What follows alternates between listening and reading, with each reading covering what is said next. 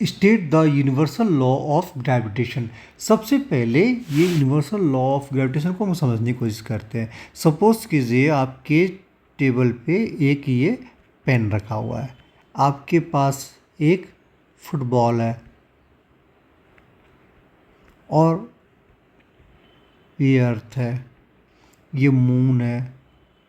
देखिए यूनिवर्स में इस टाइप की कोई भी ऑब्जेक्ट्स हैं, कोई भी, तो न्यूटन्स का लॉ क्या बोल रहा है कि अगर if this objects contain their mass, अगर उनका मास है तो ये मास वाला इस ऑब्जेक्ट को पुल करेगा और ये मास इसको अपनी तरफ पुल करेगा।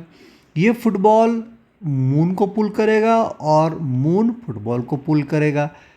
अर्थ फुटबॉल को पुल करेगा, अर्थ मून को पुल करेगा, अर्थ पेन को पुल करेगा। समझ रहे हो आप? उसी तरह फुटबॉल अर्थ को अपनी तरफ पुल करेगा, पेन को पुल करेगा, मून को पुल करेगा, पेन फुटबॉल को अपनी तरफ पुल करेगा, अर्थ को अपनी तरफ पुल करेगा, मून को पुल करेगा। मतलब दुनिया में कोई भी दो ऑब्जेक्ट हैं, they will pull each other. तो पुल करना मतलब ऐसा नहीं कि खींच के अपने पास उठा के बैठा लेना। पुल का मतलब होता है कि they that will try to pull, वो उस पर फोर्स लगाएगा। अब आता है कि नहीं आता ये बात की बात है। तो अब क्या है, अब हमने देखा कि मून अर्थ को खींच रहा है, अर्थ मून को खींच रहा है, लेकिन इसमें मास कंसीडर होगा। जिसकी मास सबसे ज़्यादा होगी उसका ही सिक्का चलेगा। जिसकी मास एकदम नेग्लिजिबल है तो वो दूसरे को पुल कर रहा है, उसकी मूवमेंट्स हमें विजिबल नहीं होगी। थियोरेटिकली होगी बट प्रैक्टिकली वो हमें विजिबल नहीं होगी।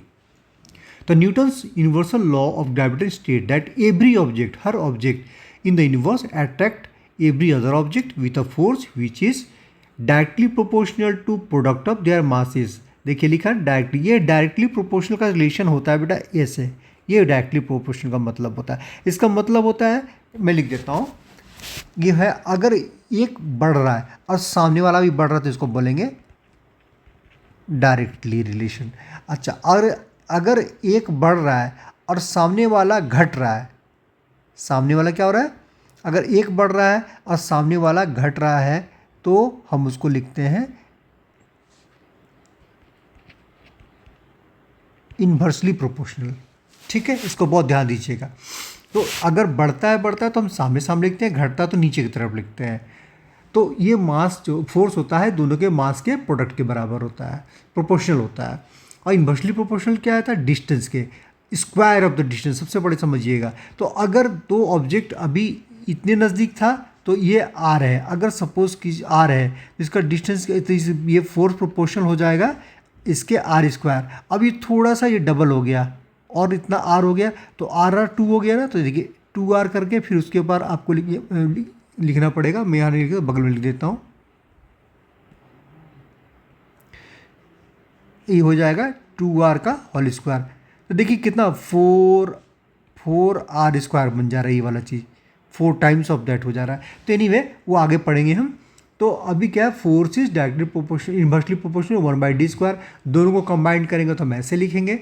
ठीक है, और इसका फाइनल इक्वेशन क्या बनेगा, Gm1m2/d²। ये जो प्रोपोर्शनल कांस्टेंट हो जाता है ये G, इसको बोलते हैं ग्रेविटेशनल कांस्टेंट। ठीक है, ये जब भी हटेगा तो ये अपने एवज में कुछ हमें देगा कांस्टेंट, उसको मल्टीप्लायर को बोलते हैं कांस्टेंट।